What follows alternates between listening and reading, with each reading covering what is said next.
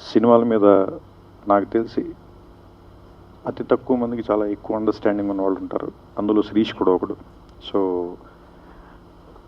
అంత సినిమాని అర్థం చేసుకుని ప్రేమించేవాళ్ళు సినిమాల్లో పనిచేయడం చాలా మంచిది.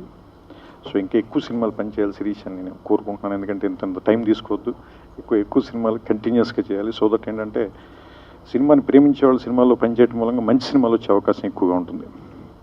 సో ఈ సినిమా ట్రైలర్ చూస్తే నాకు అనిపించింది ఏంటంటే, ఇందాక భరత్ చెప్పినట్టు ఒక ఇద్దరు బాగా డబ్బున్న వాళ్ళు వచ్చి కష్టాలు పడితే మనకి చూడడానికి మాత్రం చాలా ఇష్టంగా ఉంటుంది. వాళ్ళు పాపం కష్టపడచ్చు కానీ. అండ్ భరత్కి నేను ఫ్యాన్ని. అతని వెంకీ సినిమా కానీ, లేదంటే రెడీ సినిమా కానీ, అతను ఏమంటారు దాన్ని, చిట్రాయుడు ఏదో చిట్నాయుడు కానీ. సో అతని క్యారెక్టర్స్ అన్నీ నేను చాలా చాలా చాలా ఇష్టంగా చూసేవాడిని. సో నాకు ఫ్యాన్ మూమెంట్ భరత్.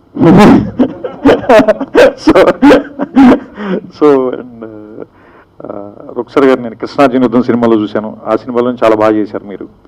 సో ఈ సినిమాలో మెల్లమెల్లగా పాట నేను యూట్యూబ్లో చూశాను.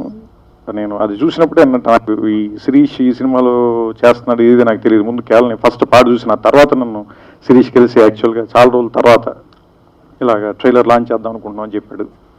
అండ్ ఇప్పుడు ట్రైలర్ చూసిన తర్వాత ఈ సినిమా ఖచ్చితంగా హిట్ అవుతుందని అనిపిస్తుంది నాకు.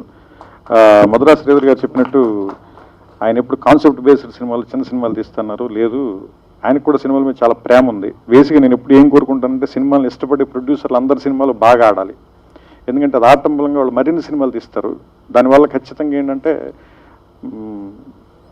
మనం కథ చెప్పే విధానం కానీ సినిమా చూసే విధానం కానీ మారాలి అంటే కనుక ఇలాంటి వ్యక్తులు ఎక్కువ మంది ఇండస్ట్రీలో బాగా సక్సెస్ఫుల్గా ఉండాలని మనస్ఫూర్తిగా నమ్ముతాను. ఆయనతో నాకు డైరెక్ట్గా పరిచయం లేదు కానీ ఆయన స్నేహితం కానీ చాలా సినిమాల గురించి విన్నాను, చూశాను.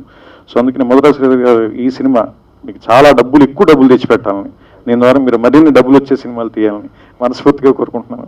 సో May 17th అందరూ థియేటర్లో చూడండి ఏబిసిడిని. సో కన్ఫ్యూజ్ అవ్వద్దు, ఎందుకంటే ఇందులో ఉన్న దేశీ అమెరికన్ కన్ఫ్యూజ్ అయ్యాడు, కానీ మీరు కన్ఫ్యూజ్ అవ్వకండి. May 17th watch ABCD in theatres, kill piracy.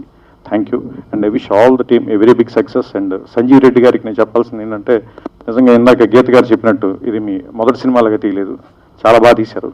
And ఈ సినిమా మీకు చాలా మంచి మెమరీస్ మిగిల్చాలని, మీరు ఇంకా చాలా దూరం ప్రయాణించడానికి ఇది ఫస్ట్ స్టెప్ అవ్వాలని మనస్ఫూర్తిగా కోరుకుంటూ ఆ భగవంతుడు మిమ్మల్ని ఆశీర్వదించాలని కోరుకుంటున్నాను. అందరికీ నమస్కారం.